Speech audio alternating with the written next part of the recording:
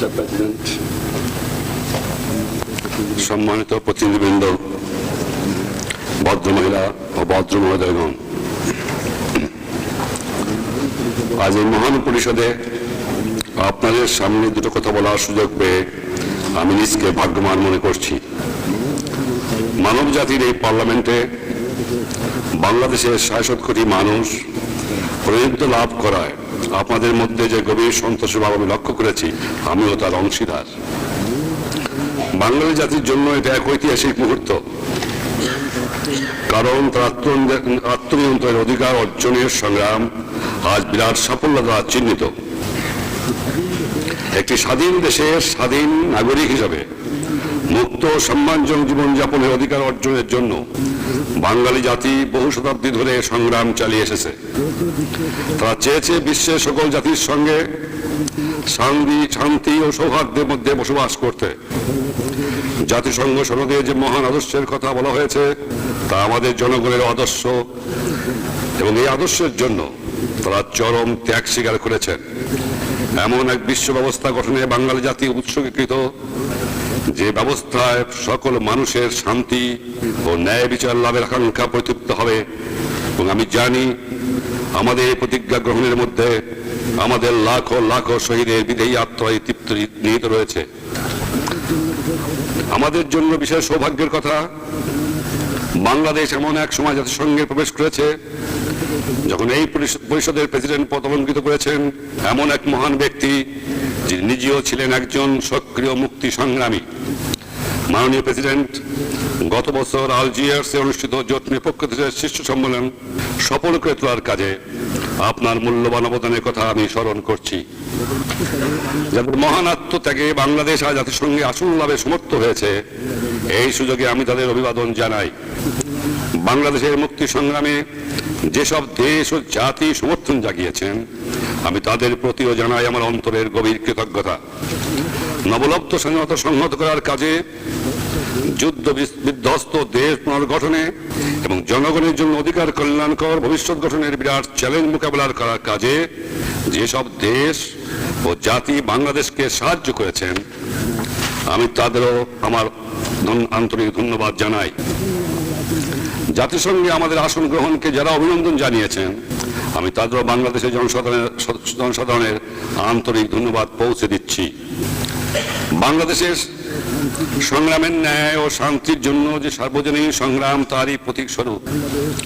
সুতরাং বাংলাদেশ শুরু থেকে বিশ্বের নিপীড়িত জনগণের পাশে দাঁড়াবে, এটাই স্বাভাবিক।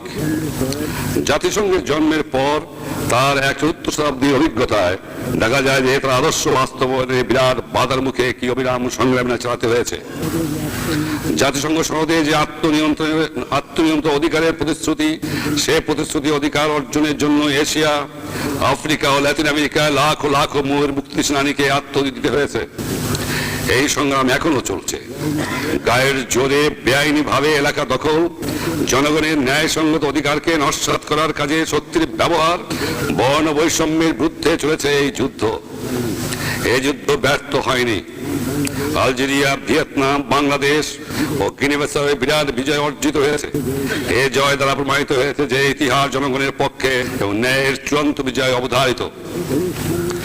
পৃথিবীর বহু স্থানে অন্যায় অবিচার এখনো চলেছে। আমাদের আরব ভাইয়েরা এখনো লড়ছেন তাদের ভূমি থেকে জবরদখলকারীদের সম্পূর্ণ উচ্ছেদের জন্য। প্যালেস্টাইনের জনগণের ন্যায়সঙ্গত জাতীয় অধিকার এখনো অর্জিত হয় নাই। উপনিবেশবাদ উচ্ছেদের প্রক্রিয়া ত্বরান্বিত হলেও চূড়ান্ত লক্ষ্যে এখনো পৌঁছেনি।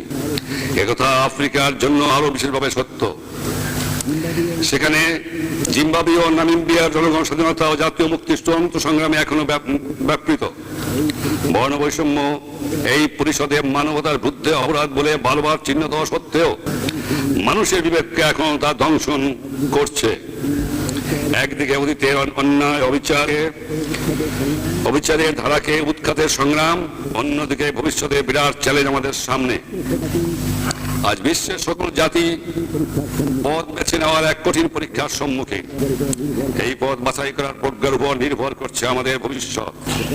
অনাহার, বেকারত্ব, দারিদ্র, বুভুক্ষার তাড়নার জর্জরিত এবং পারমাণবিক যুদ্ধের দ্বারা সম্পূর্ণ ধ্বংস সংখ্যায় শিহরিত বিভীষিকাময় জগতের দিকে আমরা এগোবো না, আমরা তাকাবো এমন এক পৃথিবীর দিকে যেখানে বিজ্ঞান ও কারিগরি জ্ঞানের বিস্ময়কর অগ্রগতির যুগে মানুষের সৃষ্টি ক্ষমতা ও বিরাট সাফল্য আমাদের জন্য এক সংকটমুক্ত উন্নত ভবিষ্যৎ গঠনে সক্ষম।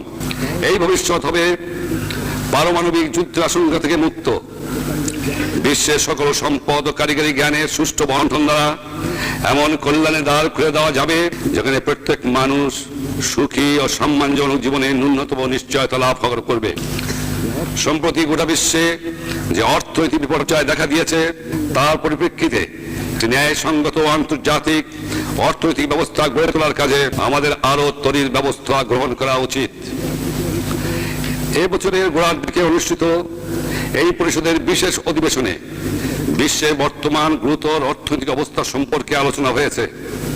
আমি এমন একটি দেশের পক্ষ থেকে কথা বলছি যে দেশটি বর্তমানে অর্থনৈতিক দুর্যোগের ক্ষতিগ্রস্ত দেশগুলির তালিকার শীর্ষস্থানে রয়েছে। এই ক্ষতি কতটা গুরুতর আমি সে সম্পর্কে কিছুটা আলোকপাত করতে চাই।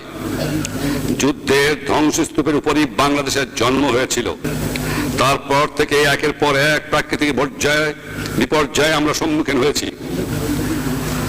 সর্বশেষ এবারে নজিরবিহীন বন্যা। সাম্প্রতিক বন্যার বিপর্যয় কাটিয়ে ওঠার উদ্দেশ্যে বাংলাদেশের প্রতি সাহায্যের হাত বাড়িয়ে দেওয়ার ব্যাপারে সক্রিয় ব্যবস্থা গ্রহণ করার জন্য আমরা জাতিসংঘ, সংশ্লিষ্ট সংস্থাসমূহ ও সেক্রেটারি জেনারেলের কাছে কৃতজ্ঞ। আলজেরিয়ার প্রেসিডেন্ট বুমেদিন, পররাষ্ট্রমন্ত্রী বুতেফলিকা বাংলাদেশের সাহায্যে এগিয়ে আসার জন্য জোট নিরপেক্ষ দেশসমূহের প্রতি আবেদন জানিয়েছেন। বন্ধু দেশসমূহ মানব কল্যাণ সংস্থাগুলোর কাছ থেকেও এ ব্যাপারে ভালোই সাড়া পাওয়া যাচ্ছে। প্রাকৃতিক বিপর্যয় বাংলাদেশের অর্থনৈতিক অগ্রগতি শুধু প্রতিহত করেনি, দেশে প্রায় দুর্ভিক্ষ অবস্থার সৃষ্টি হয়েছে। একই সময় বিশ্বব্যাপী মুদ্রাস্ফীতির অর্থ আমাদের মতো একটি দেশের জন্য দায় পরিশোধের ক্ষেত্রে $1 কোটি ঘাটতি সৃষ্টি হয়েছে। জনসাধারণের জীবন ধারণের মান নিছক বেঁচে থাকার পর্যায় থেকেও নিচে নেমে গেছে। মাথাপিছু যাদের বার্ষিক আয় $100 কম, তাদের অবস্থা আরো শোচনীয়। বিশ্ব স্বাস্থ্য সংস্থার হিসাব অনুযায়ী বেঁচে থাকার জন্য ন্যূনতম খাদ্য প্রয়োজন, তারও কম খাদ্যকে যারা দিন বেঁচে রয়েছে তা এখন তারা সম্পূর্ণ অনাহারে দিন কাটাচ্ছে। আরো দরিদ্র অভাবী দেশগুলির ভবিষ্যৎ সম্পর্কে যে আভাস দেওয়া হয়েছে তা অত্যন্ত হতাশাজনক। ক্রমাগত মূল্য বৃদ্ধির ফলে খাদ্যের দাম গরিব দেশগুলোর ক্রয় ক্ষমতার বাইরে চলে গেছে। অন্যদিকে ধনী ও উন্নত দেশগুলোই হচ্ছে খাদ্যের মূল রপ্তানিকারক। কৃষি যন্ত্রপাতি উপকরণের অসম্ভব দাম বাড়ার ফলে গরিব দেশগুলোর খাদ্য সংসব লাভের চেষ্টাও তেমন সফল হতে পারছে না। বিশ্বব্যাপী মুদ্রাস্ফীতির ফলে উন্নয়নশীল দেশগুলোর উন্নয়ন পরিকল্পনার ব্যয় বহুগুণে বেড়ে গেছে। তাদের নিজেদের সম্পদ কাজে লাগানোর শক্তিও হ্রাস পেয়েছে। ইতিমধ্যেই যেসব দেশ দরিদ্র ব্যাপক বেকার সমস্যায় ভুগছে তা তাদের অতি নগণ্য উন্নয়ন পরিকল্পনাগুলোকেও কেটে সেটে কলবর ছোট করতে বাধ্য হয়েছে। এই পরিকল্পনাগুলো বাস্তবিত হলে মাত্র 5 থেকে 6% হারে বর্ধিত আয় বৃদ্ধির সম্ভাবনা ছিল। বিশ্বের সকল জাতি ঐক্যবদ্ধভাবে এই পরিস্থিতির মোকাবেলা করতে অগ্রসর না হলে মানুষের দুঃখদশারা এমন বিরাট আকার ধারণ করবে ইতিহাসে যার তুলনা পাওয়া যাবে না। অবশ্য বর্তমানে অসংখ্য মানুষের পুঞ্জীভূত দুঃখদশার পাশাপাশি মুষ্টিমেয় মানুষ যে অভূতপূর্ব বৈশ্বিক সমৃদ্ধি ও সুখ সুবিধা ভোগ করছে তার তুলনা ইতিহাসে বিরল।